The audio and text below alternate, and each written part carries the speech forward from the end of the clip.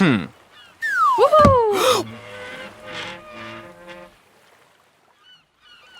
Let's continue to talk about ways that we switch modes of consciousness. How about when we go from an externally focused state to introspection? Right. So I'll give you an example.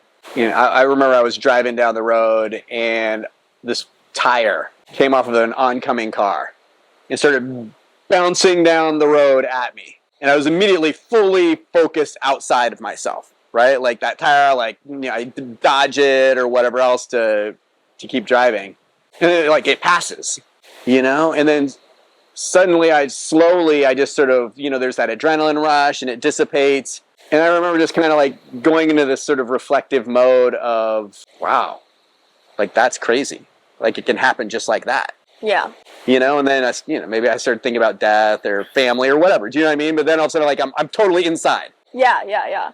Talk to me about that. How's that feel? What's that about? I don't think it's a controlled decision you make, but I think it might be a little bit less abrupt than others, depending on the situation. Because when you're shifting from outside of yourself to inside of yourself, you're sort of it's sort of a reaction to events that just took place. Like you said, it might not be a near-death experience or whatever, but it will be because of something that makes you focus on the inward. And then you'll sort of have this transition of going back into yourself and suddenly thinking about the events, and then also just yourself and generally, and maybe other sort of abstract concepts like death or something like that. And the experience of shifting from that outward state to that inward state will be sort of the opposite of shocking. It'll be kind of a natural transition to just thinking about it, because you're always thinking about things all the time. So to just to shift to think more deeply about something because of something that probably just occurred, it's almost it makes sense. Yeah, it almost feels a little bit going from consciousness to self-consciousness too. Yeah. It's literally you feel your consciousness is out there. You know what I mean? And all of a sudden it's just that outside almost disappears. Yeah. And you're just kind of But how we've talked about self-consciousness before, it's almost being aware of your surroundings versus being aware of how you yourself fit into the surroundings. Yeah. But now it's being aware of your surroundings versus just going into your own mind. Yeah. And you're not necessarily thinking about yourself. No.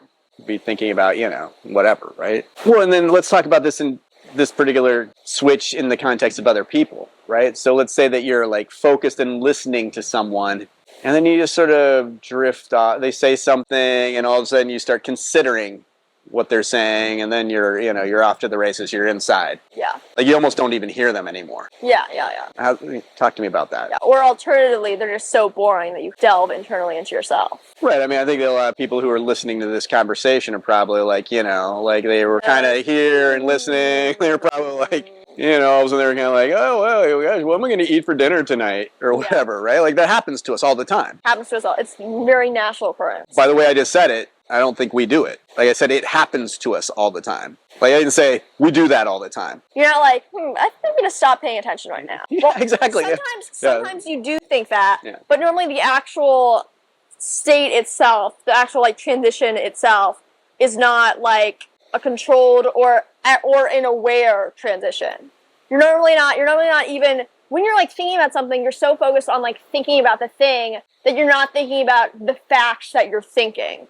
So you're not thinking about the meta experience of thinking. And so when you are normally jolted back to the attention by somebody being are you paying attention? Then you're oh my gosh, I wasn't paying attention, and you almost didn't realize that you weren't paying attention or were supposed to pay attention because the transition was so smooth and natural. Yeah, these transitions feel kind of unconscious. Yeah. Almost, you know what I mean? You don't even realize it happens. Then you're just in a different mode. Anything particularly magical about going from the external to the internal, or could you see an AI doing something like this? It could probably do something like that. It doesn't seem particularly weird, right? It seems kind of the same as going from internal to external.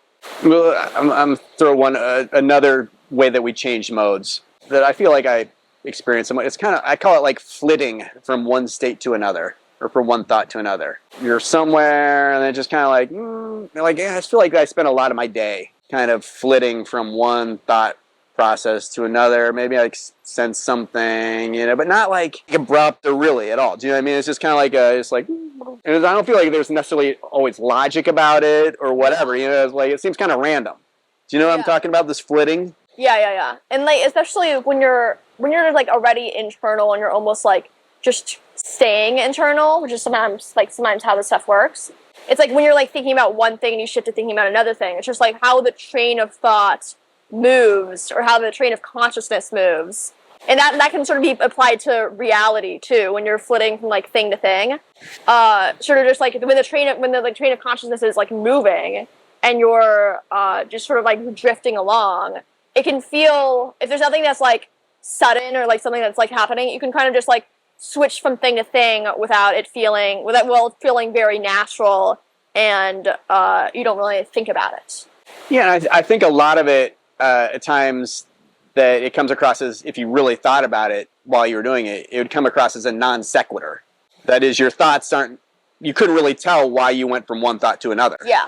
It seems kind of weird, like random.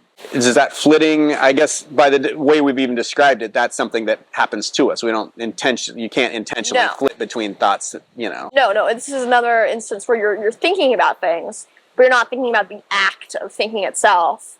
So you're just like, when you're switching from thing to thing, you're not really acknowledging where the transition between thoughts was or where you were thinking about before, because you're just focused on right now. Does this feel particularly magical, or could you imagine an AI experiencing going from one thought to another according to its own internal logic? I mean, I would guess so. It would seem particularly weird, right? We hope that you enjoyed that video, and if you did, please consider checking out the next one in the series. Or some of our other series on philosophy and life. We upload videos every Friday, so don't forget to like and subscribe. Like and subscribe. See you next week.